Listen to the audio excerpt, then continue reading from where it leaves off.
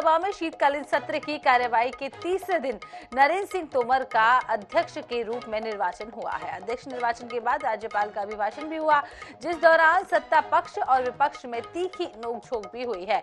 अभिभाषण के बाद कांग्रेस विधायक रामनिवास रावत ने सभी महापुरुषों की तस्वीर सदन में लगाने का प्रस्ताव रखा। इसके पहले विपक्षी विधायकों ने गांधी प्रतिमा के सामने धरना दिया और पंडित नेहरू की तस्वीर वापस सदन में लगाने की मांग की।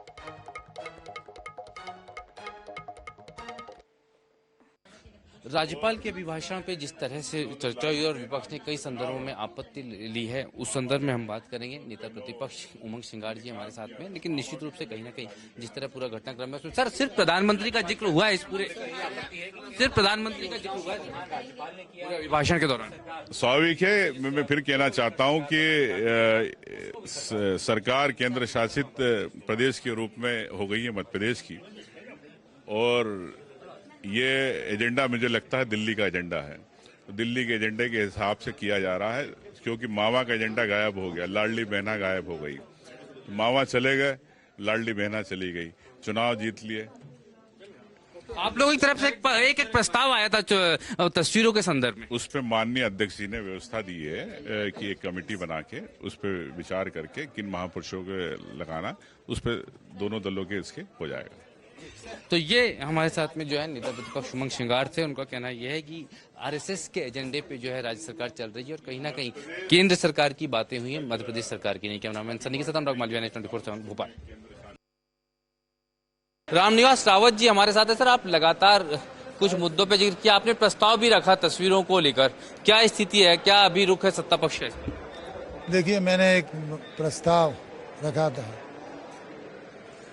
सभा कक्ष में। जवाहरलाल नेहरू जी हमारे प्रथम प्रधानमंत्री, जिनका स्वतंत्रता संग्राम में योगदान था, उनका छायाचित्र इन्होंने हटा दिया।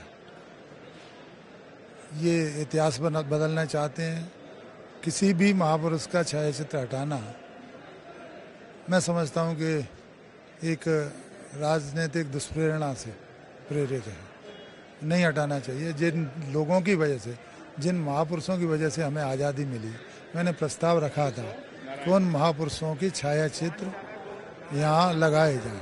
उनमें जवाहरलाल नेहरू, सरदार वल्लभ भाई पटेल, राजेंद्र प्रसाद, भगत सिंह, सुभाष चंद्र बोस, हमें कोई आपत्ति नहीं है।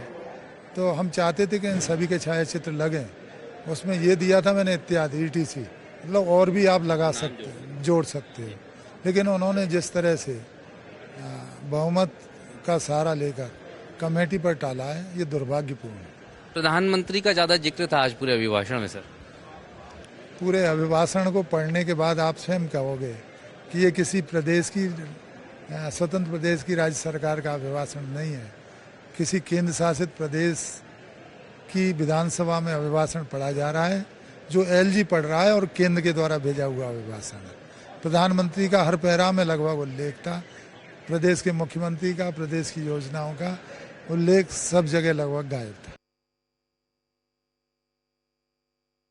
हमारे साथ भारतीय जनता पार्टी के सीनियर लीडर पूर्व मंत्री प्रभुराम चौधरी जी हैं। सर, सबसे पहले जिस तरह राज्यपाल के अभिभाषण की एक गरिमा होती है, लेकिन उसके बीच में मुद्दे उठाने की कोशिश आज विपक्ष करते रहा। महामहिम राज्यपाल महोदय ने अभिभाषण करा, वैसे भी विपक्ष के जो टोका टाकी कर रहे थे, इस तरीके का नहीं होना चाहिए। हर विषय के लिए बातचीत करने के लिए समय निर्धारित होता है, उस समय में अनुसार बात रखना चाहिए, और मैं अभिभाषण का स्वागत करता हूँ। तस्वीर की बात करते हैं सर, तस्वीर को लेके वो बोल रहे थे कि बार बार तस्वीरें लगाई जानी चाहिए, उसके लिए कमेटी की बात होने लगी।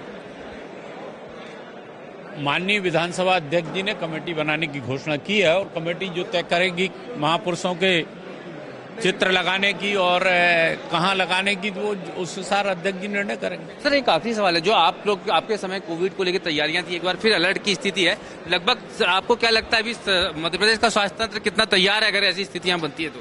नहीं, मध्य प्रदेश का स्वास्थ्य तंत्र भी तैयार है, सब लोग तैयार है जी। प्रभुराम चौधरी जी हमारे साथ थे, उन्होंने साफ तौर पे कहा है कि जिस तरह से परंपरा को तोड़ने की कोशिश की कांग्रेस ने, ये उनकी आदत रही है। कैमरामैन सनी के साथ अनुराग मालविया ने 24/7 भोपाल।